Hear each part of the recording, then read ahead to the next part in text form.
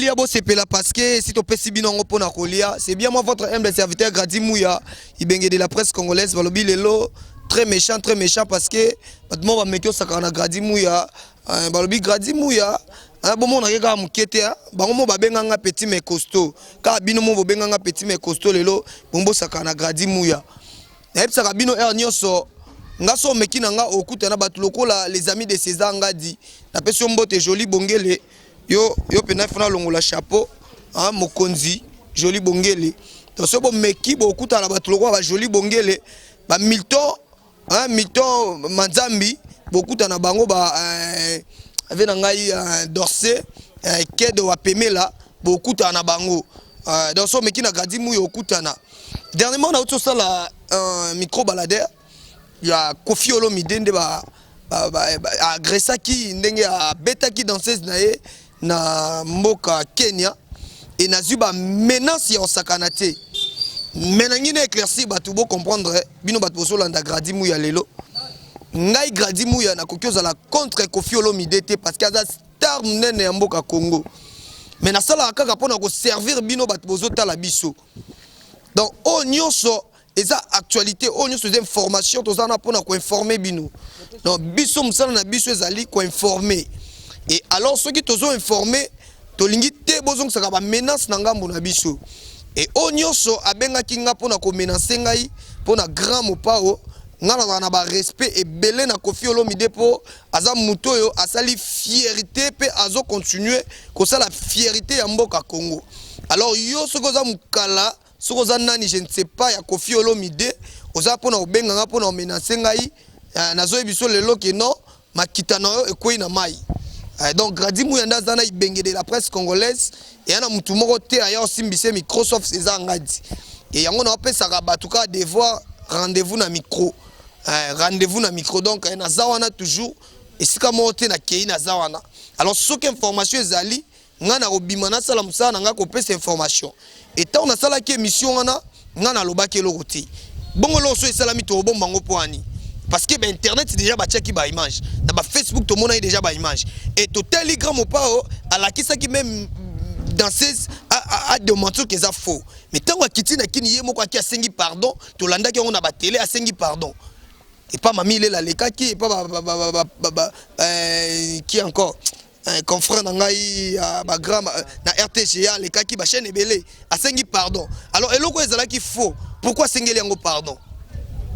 Et pour vous informer encore ce matin, tu as une information que Koffi Olomide a arrêté. La justice congolaise plutôt, a arrêté. Alors quand on est au message, tambola, na lobaki naza on a pour nous passer une information. On y ces informations pour vous informer. Moi, votre humble serviteur Grady Mouya, je suis là pour vous informer. Alors, toboy intimidation. Alors, tolérance zéro. Honorable Zakari Baba sur bazawana pour nous télémer la batu nyonso yo bazoluka ko menacer presse batu nyonso bazoluka ko intimider presse honorable Zakari Baba sur bazawana pour nous télémer la bango ba grand prêtre César ngadi bazawana pour nous télémer la bango alors lelo ba arrêter Koffi Olomide batu nsu ba bengenga balobi na ba mboka mususu to mona ka soki muta sala infraction na mboka libanda o mboka libanda ba refouler tango azokoma na mboka na directement na aéroport faut ba arrêter. Alors bakamo ki ndenge nini grand mopao akiti na Congo pe akomaki samedi dimanche l'équipe émission et lundi l'équipe sans pourtant justice congolaise et ça musala nango. Alors lelo na tongo justice congolaise et sali musala nango et arrêté et to lukil susto tout na kande to mesana na binga na lobaka te na tuna kande ba congolaise ba loba. Alors nazo tambola kaka lelo pona koloba sou affaire wana ndenge ba arrêter Koffi Olomide lelo na tongo tozona bana mboka nde to mesana solo na bana mboka ba pesela ka ndebe ba mesana pesela ingénieur Keliki ala na sima caméra na pesio merci beaucoup fongolela nga écran na ngai na solo na mwana mboka mwana Congo boni bien papa lelo ba arrêter Koffi Olomide na tongo Koffi Olomide qui banda samedi dimanche à l'équipe émission lelo toza mardi ba arrêté bino bolo balilobani par rapport à arrestation ya Koffi Olomide mais ngana sepela ngo o ya sala keza mabe fo bakanga ye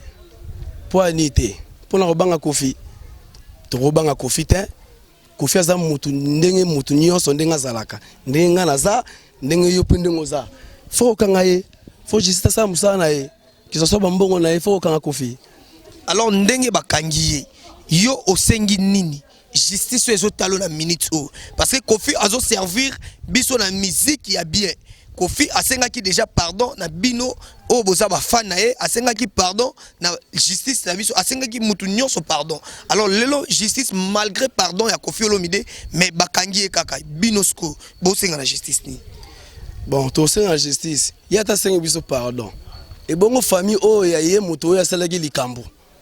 asenga bango pe pardon non. Bon soki bango bayo ki pardon na bango bon na yebite soki bango ba loba nini mais ngana ko loba justice sa musana ye kaka na pardon Kofi asengi asa musana ye soki justice olimbisa ye bon ye kaka soki pe ba rolandela tina niveau mobwe ye kaka. Kofi Olomide tango asali makambo wana kuna a démentir yango et après ko démentir yango alekisi même na batu alekisi danseuse na ye a démentir que ezaki danseuse akala. Alors lelo ye moko soye na écran pona ko ndima axe o asali pe ko senga pardon. Alors yo tango moni mutu avouer faute naïe, à s'excuser. Pourquoi pas Burundi ma kino bolimbisaï. Et bon Kofi o makamle za lelo. Za lelo ta abeta soki na bossa inte journaliste mo boy nani Marc Tabo. Apanza caméra. Za lelo te. Akut alandeti na hôtel, ya lelo te. Donc c'est comme ça makamna kala. Kofi makamna ngwana. Donc azo mérité penaï. Mais oui, juste ça musala. Merci beaucoup, ingénieur Kelly qui est là. Totambola, tambola, quand on est au Messana, c'est bien votre M de serviteur Gradi Mouya Ibenge de la presse congolaise. Baokunda, Obi Makak. Baokunda, Obi Makak. Ngana bino rendez-vous, na micro. Clément Ndeko Boni. Calme. Lelo ba arrêté Kofi Olomide depuis azongaki depuis samedi et a sali émission dimanche pour na kosenga peuple congolais pardon pour na kosenga libota ya danseuse na Pamela pardon pour na kosenga ba fanatique na ye nyonso pardon. Alors même justice asenga ki pardon mais lelo justice na biso et kangi monsieur Kofi Olomide oza artiste munene ya mboka congolais et toyebi ke absence na epé et kokyo bouger musique na biso ya Congo yoko lobani. Bon, vera mbosenga faiba cheka maboko nde leta che maboko po fa futaki. Kobeta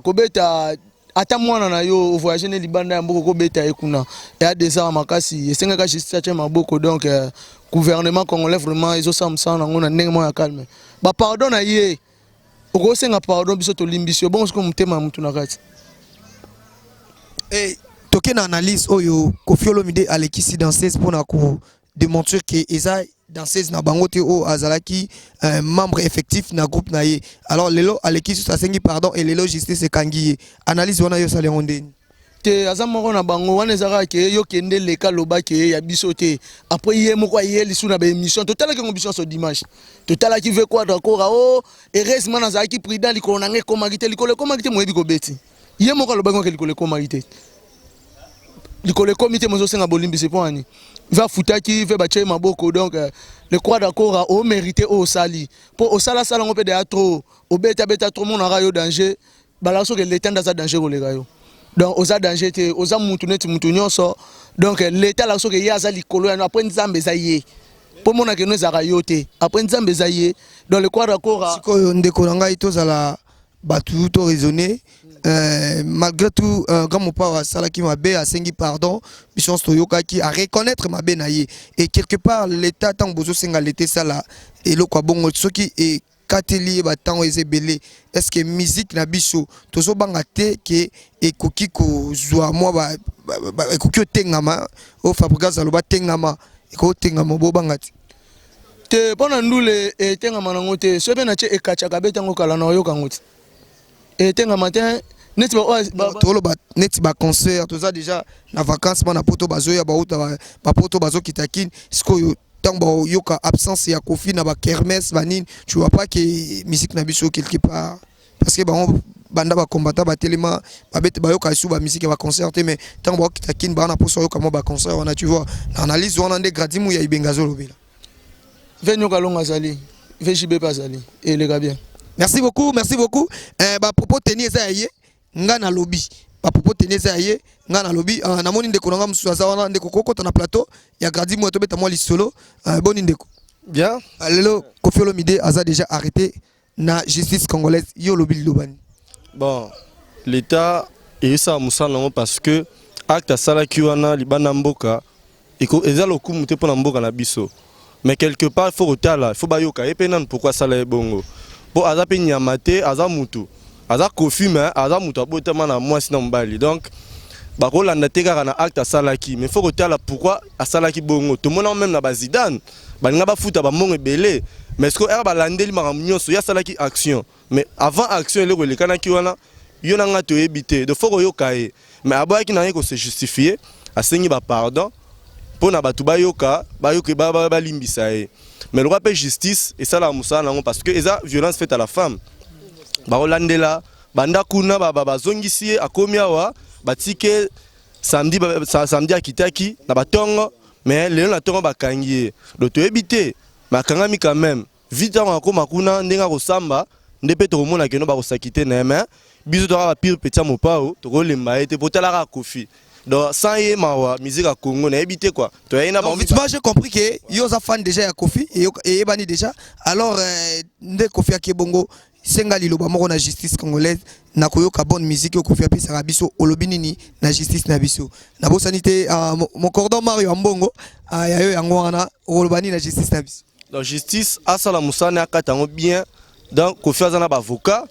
mutango pe azane parce que plaignant na minute azate plaignant za image donc na moi sango pe kuta lobi ke no lokolo zwa qui était bazana bango bien nde bazonga ki to monyo na ba image biso tout donc plaignant zana nuté na minute justice akata marambo bien si s'agit tamsu na acte wana Koffi akoma ta ambassadeur ya violence faite à la femme parce que acte alingaka sala soki lokolo zwa qui te bika vie babilo wana ta na makolo donc to c'est là mais ego ça la pe fo akobuka na talaka basi barama donc eloko wana pe mopao abandelango te parce que tam susu et qu'on appelle tam susu bakangi pa kini makala tam susu na acte bongo mais tant que biso ba fanatique na e to ko sepela ta kende mais to ça eloko te poza l'état okataka ni mambo ya lara donc na wana ma to éviter quoi mais nga na o sepela soki Koffi azali po balai bango de yena vewemba le fait beaucoup via kenda to tikala na vie mo pao ye muta bingisa biso a sepela biso donc ça y musique et kiti fort donc ya wana bambouye mikolo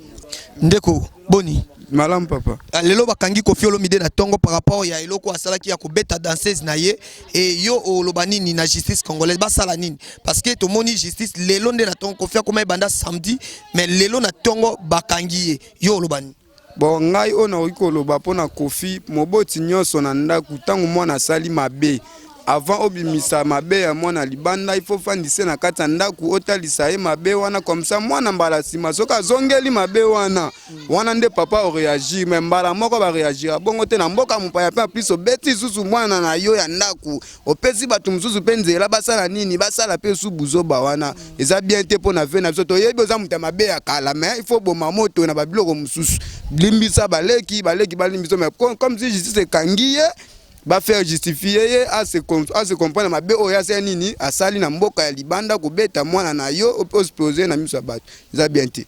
est-ce que pardon au Koffi Olomide sengaki na écran aleki soki na 4 émissions lobi to mona ki aleki à peu près na 4 émissions pour na ko senga ba congolais nyonso pardon pour na ko senga libota ya danseuse wana pardon est-ce que pardon wana vraiment bino bondimi yangote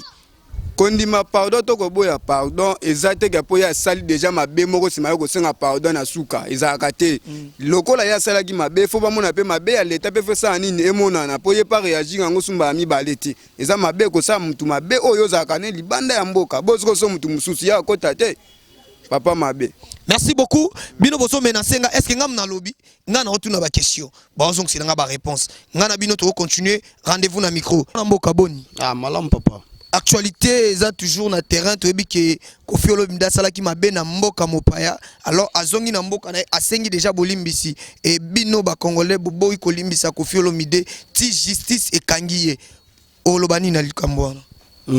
pona leverambo bon o biso sto ebi ke mama Koffi wana ya makambo o abana da kala ya beta mam na ba journaliste beta ya mam na sala on lelote bon pona oya sali kubeta danseuse ne libanda ya mboka eza pena bien te soki mabe ke ata mabe ezaki ya ndenge nini fala fandisa ye expliquer mpo mutu mwabi mokili sama liloba okofata mpe mutu expliquer ke lo osala place boye eza bien te mbala na kobandela te mais yakobeta yakoma baniveau wana eza pena propreté na niveau na ye eza pena propreté osala libanda na mboka en tout cas mpo na ngai comme babi ke bakangi mese Kofi lelo ana parquet donc justice ka sali kamne ya. Alors, et couper sa pas c'était la musique congolaise parce que les lots qui justice et kateli Kofi Tamsusu ben fraction ya makasi et ko meme Tamsu ba 2 ans 3 ans et musique congolaise au monde a été que to un problème. Azaka ye monter absence na ye non. To yebi apport ya Kofi Olomide na musique na biso. Alors, si abima ki libanda na kenende ko représenter Congo. Siko tangu besoin dima que justice et la Kofi Olomide tozo bangate que musique na biso yo problème. Ko problème. Donc ekita pour nous koloba bien ekita. Ko kita nango bon pour na ngai na ndimite ke musique ya Congo ekita. Ekita parce que ba monsieur basé belo ba sala peu fierté mboka na biso libanda comme fallait sala fierté mboka na biso libanda wera donc ekita nango te. Donc pour na monsieur Kofi donc yepena fo payer ma beau sali faut foutre donc quand justice faut ça ça na ce gars condamné ceux qui a 5 ans de prison 2 ans de prison il mérite ça. Merci beaucoup tozo continuer bana mboka na lobi nga nazo lobate nga nazo tuna nde mituna bango bazo répondre ngai siko mabe na ngeza wapi na tuna bino motuna mabe na ngai eza wapi mabe na ngai eza wapi ingénieur Kelly rendez-vous na micro toke mama olobi nini tant que Kofi abetaki danseuse na ye mais lelo justice ekangi malgré toi sengi pardon yo sengi na justice ni ake kapona libela amona sute ozomona teke musique ya Kofi Olomide ko bunga na matoi na biso to asuna posa la musique na ete ba fali bazali te banda ba bima da bazali metino da zebo ya sani susu ake ne kapona libela pona ngakende. Merci beaucoup. Wane zangate to monde mama zaki pressé. Nazo lo bango nazo continuer. Makambo bazo loba bango mokonde bazo lo bango. Ezangate. Alors bino bozo menacer ngai.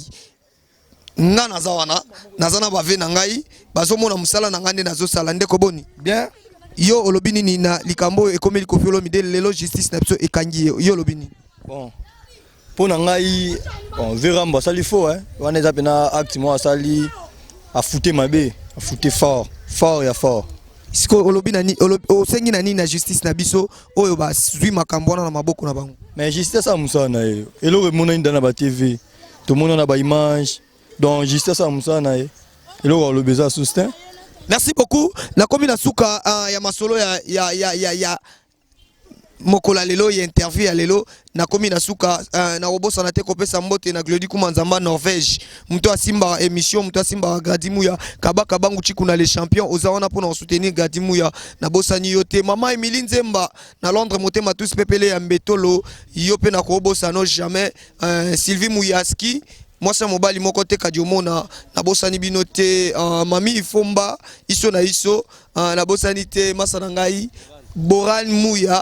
Moran Mouya wana masana nga pe ndoi na ngai Jogo Rens na bosani yo Terence Mouya Kelly ki ala zola grand portre César Ngadi na kobosa no jamais po yondo simba masolo na lobi makambo oyo ba congolais bazoloba ezangate nga nazana pona rotuna mituna pe bango bazoloba alors yo muto sepe na yo obenga Gadimuya pona ko menacer ya mo ba menacer les osala nga pe bien pozo ningisanga makila nzoto senga ya moko ningana donc et sala nga pe bien grand mopao toza toujours simana yo tozo landela toujours makambo ndenge ezokende tina suka tozo accompagner yo biso tozana ka pona kolobela na tina bakombo na bino donc tokelama pona bino donc ba respect belé na Kofi Olomide na pesio ba respect belé masana ngai merveille Rambo molobeli ya Kofi Olomide na bosani yote ngana bino tokutani à la prochaine.